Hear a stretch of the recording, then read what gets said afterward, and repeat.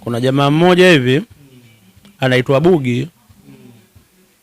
Huyo ndo alitutapeli sisi kuhusu masuala ya sanaa na alitutapeli fedha. Alikuja mara ya kwanza na Ringo. Yeye ni kameramani. Mimi nilipata dili.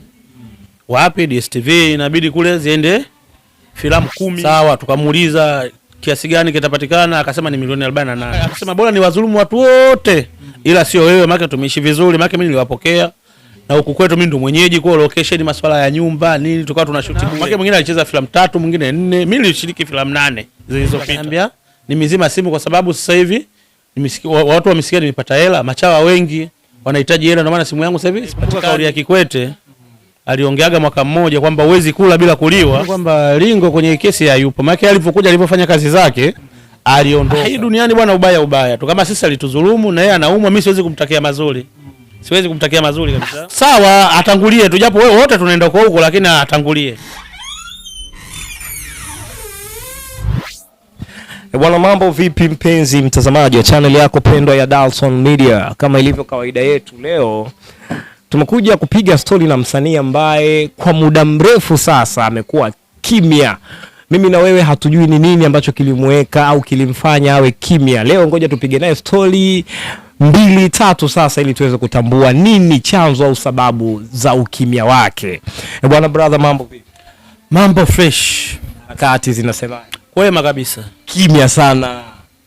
Matatizo tu hapa na pale. Bwana, yani watu vijana wa siku hizi wanakuambia ji.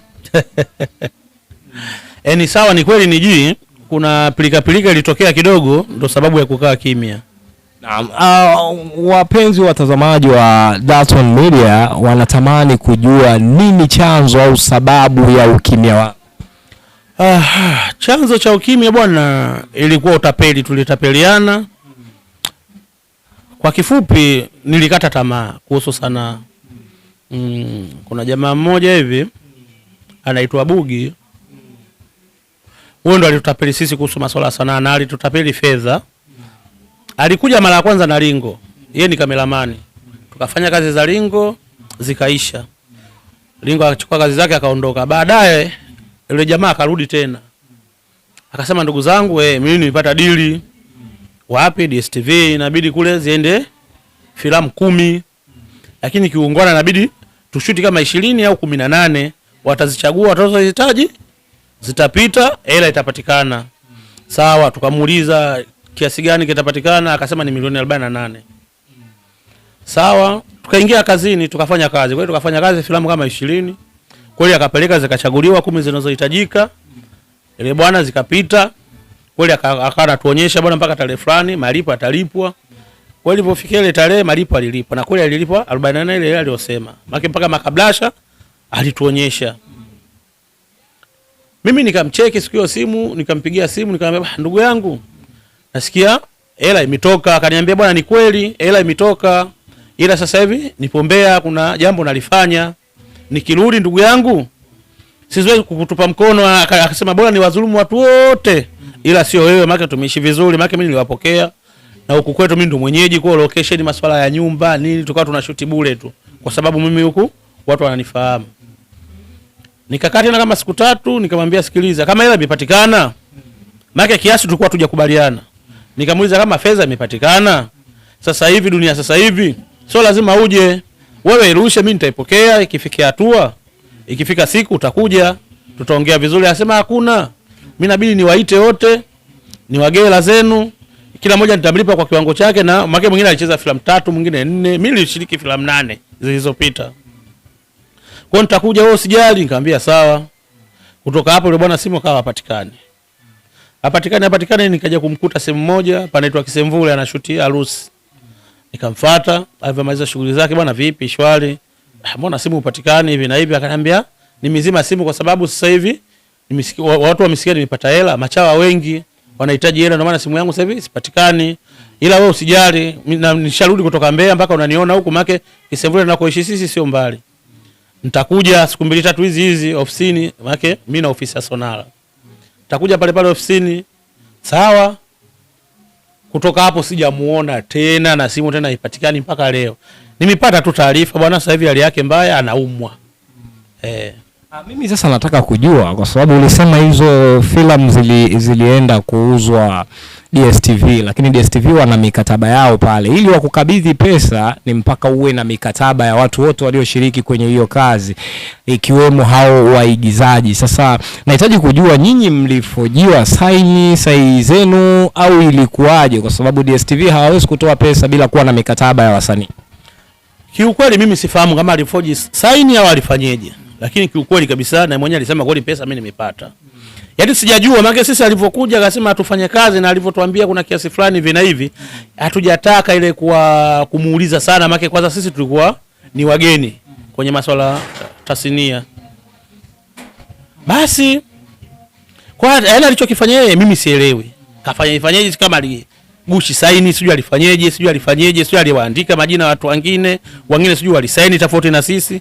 Lakini kiukweli hela ilitoka na mwenyewe alisema kabisa hela nimepata. Na hela imepatikana kweli. Nyinyi hamkupewa karatasi zozote zenye mfanano wa mikataba ili mzisaini? Hapana, hatujapewa. Hajawapa karatasi? Sijaiona. Mimi alionionyesha tu mikataba aliogewa DStv kwamba tarehe fulani alipo akaja akatushambulia. Sasa tukuweza kuhoji, ujue kitu kishakuwa mgeni bwana, kuna tatizo sana. Yaani hatujahoji kivile, sisi tulikuwa tunawaza tu kwamba hela kiingiziwa tutapata hela. Basi ndio tumezulumiwa kwa design hiyo. Kwa hiyo dhuluma ilipofanyika hivyo, mimi nikasusa, nikakaa kimya, nikasema mimi sina sishuti, sifanyi chochote. Lakini naikumbuka kauli ya Kikwete aliongeaga mwaka mmoja kwamba uwezi kula bila kuliwa. Ile kauli imenikalia kichwani. Nikamwambia ndugu zangu, tukubali tumiliwa, tuanze upya. Lakini uliniambia kwa mara ya kwanza kwenu aliwaleta alikuja na Ringo. La baada ya hili tukio la nyinyi kutapeliwa, kuna jambo lolote mlimshirikisha Ringo ili naye aweze kuwapa ufafanuzi? Sisi tulimuuliza, lakini kwamba Ringo kwenye kesi hayupo. Maana alipokuja alipofanya kazi zake aliondoka. Yule bwana ndio yeye ndo alirudi peke yake. Kwa hiyo Ringo alitugea tu kidogo mfumo kwamba inakuwa hivi. Lakini hatujataka kwamba atusaidie sana, maana kama tutamgia majukumu yeye jambo afanyeje? Alimhusu, na hata alipofika kwa kameramani kuja kutuambia sisi tufanye kazi, Ringo hatujamshirikisha lolote. Kwa alipokuja kama yeye alivyotuambia hivyo basi akashiriki tu watu wengine. Basi ikaishia hivyo. Kwa baada ya ninyi kutapeliwa, ulishawahi kukutana naye mahali popote huyo director? Ndio nakwambia nilikutana naye Kisemvule.